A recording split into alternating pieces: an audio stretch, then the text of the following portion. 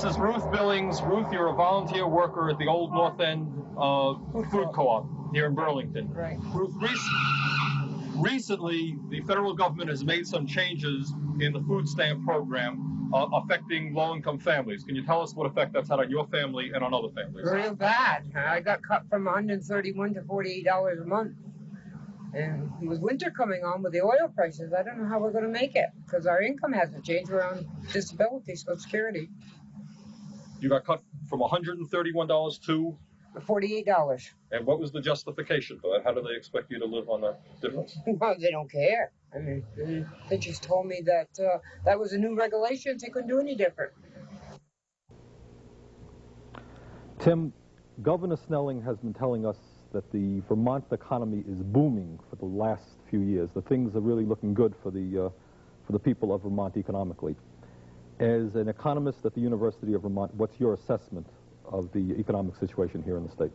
Actually, I'd say that the economic situation in Vermont is dismal. First of all, Vermont is one of the only two states in the country that's experienced a rising incidence of poverty in the 1970s. The only other state in the country that's seen poverty actually increase is the state of Illinois. Well, beyond those at the bottom of the economic heap, let's look at the median income of Vermonters, of all Vermont households. Okay. Now, in the 1970s, once again, Vermont is 49th in the country in terms of family median income keeping pace with inflation.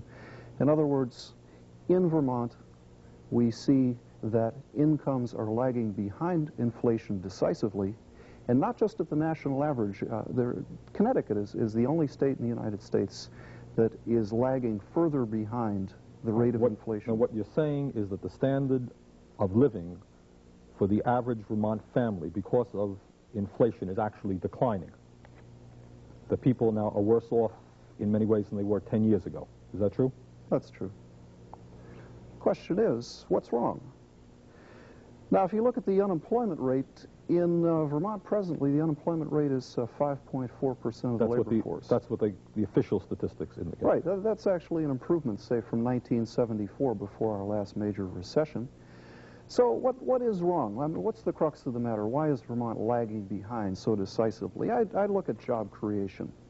And here we get to some of Governor Snelling's optimistic figures. Since August of '74, we've seen over 40,000 new jobs created in the state. Now, what kind of new jobs are being created? Is it manufacturing jobs? Are they stable, well-paying jobs? Well, manufacturing jobs have grown, but they account for only 6,800 of those new jobs. The bulk, 33,000 of these new jobs, are heavily concentrated in very low-wage, unstable lines of work, particularly service work, but also retail work. And it's this proliferation of low-wage, unstable jobs that is really characteristic of the problems that Vermont is having today. Now, let's go back to '74 again, before we created these 40,000 new jobs. You find that the average hourly earnings in the United States overall, $4.43 an hour. Vermont lags behind. The average wages here are $3.82 an hour. It's a 61 cent an hour gap for Vermonters. But by 1977, that gap had widened. We're 88 cents per hour behind the national median in hourly earnings. It simply reflects the fact that our real growth in employment is in low-wage, unstable areas. And within the service sector, actually the most rapidly growing job category is in tourism. Low-wage ski areas, the summer and the winter. Right. This is actually lower than the average service job. It is the lowest paying, least stable type of work, and this is the type of job that is growing very, very rapidly. It gives us a number of Vermonters who are working poor, or working borderline poor. They are not outside of the labor force entirely. They are underemployed. They are earning a wage that is not reliable throughout the year, and when they are at work, it is abysmally low. You mentioned to me before a statistic that if somebody, which wouldn't in fact be the case, but was working in the tourist industry for 4 seasons, for the entire year, what would their income come out to be? If somebody was working year-round in the tourist industry, our most recent figures indicate that the wage would total about $5,000 a year. $5,000 a year. But that is an overestimate, although that's barely a poverty wage, because very few tourist jobs are year-round jobs. Okay, Tim, let me jump to another point. You mentioned before that the unemployment statistic is approximately, the official statistic that we hear is 5.5%. Is that in fact the true statistic?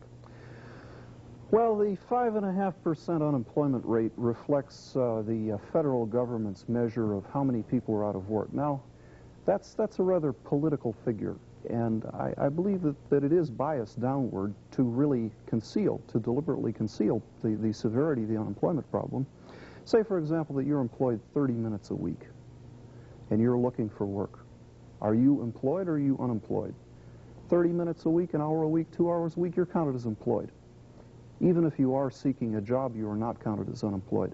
Say you're earning no wages at all, but you're helping out on the family farm or whatever. If you're working 14 hours a week for no wages at all, even though you're looking for work, you're counted as employed. Beyond that, another category that's important is called the discouraged worker category. People know that in their region there are presently no jobs, so they are not actively seeking work. When work comes available, they start to seek jobs. Now, those people are not counted as unemployed. They're counted as not in the labor force. Right. And this is a very substantial number of people in the Vermont economy.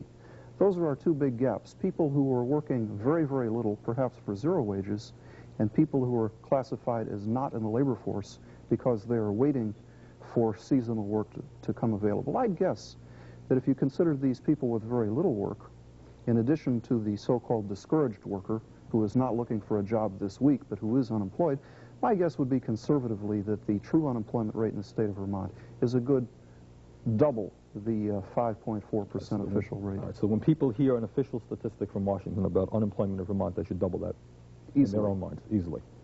You're saying is that despite Mr. Snelling's assertions and other people's assertions, the state of our economy is poor and the situation is not getting better. In fact, it's getting worse. The long-term trend is worse and the short-term trend is more dismal than that. Right now, we're riding on the peak of an economic expansion. 4 years of steady economic growth, 40,000 new jobs in the state of Vermont. And at this peak, at this pinnacle of our prosperity, that's the situation. And once again, let's reemphasize, the bulk of those new jobs are close to minimum wage jobs. Right. That's slave labor jobs. Right. But I expect that in the near term, by late 1979, Vermont will enter a recession, and even those low-wage jobs will stop being created at such a rapid rate. So the short-term prospect is even more dismal than the long run.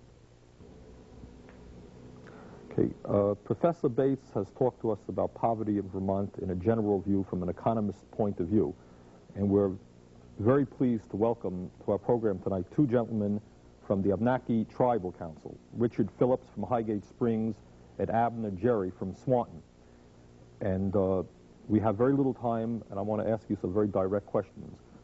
You heard Professor Bates talking about poverty in a general sense. What's happening to the Abenaki people up in the Swanton area? Well, right now we're into a crisis with the younger people and even the older people. Jobs are over 50% unemployed or underemployed, and lack of permanent or long-term employment. Education, average level of 8th grade, so it makes it quite rough for the younger. All right, what you're saying is that half of the people of the Abenaki tribe have no jobs. That's true. Okay, and what about education?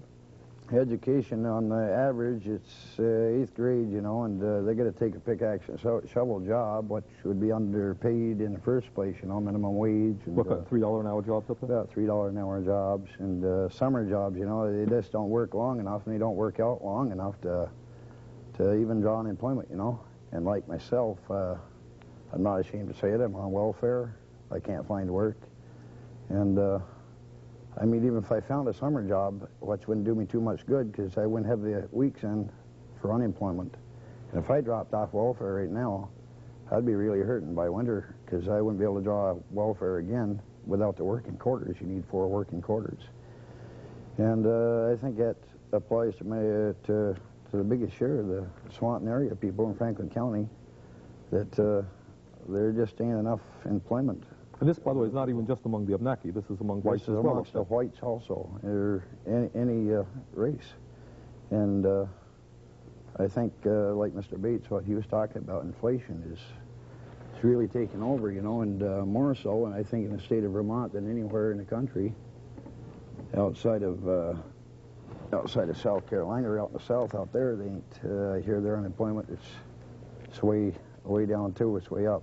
How are people getting by? What are they doing? Well, most of the people that's married and have children, like I do, I've got 6 children, and I'm living on welfare, and I can't see, you know, foreseeing jobs that to cover as much as I make on welfare, you know. I can't go out and take a summer job and say, look, I got it made because I'm working, I get a summer job. Oh, let me ask, what's the housing situation like up there? Well, that's inadequate. Like my own self, I live in a house, it's a wooden frame home, and I don't have water there. I don't have the means. You do not have running water? No, I do not. Is this common up there?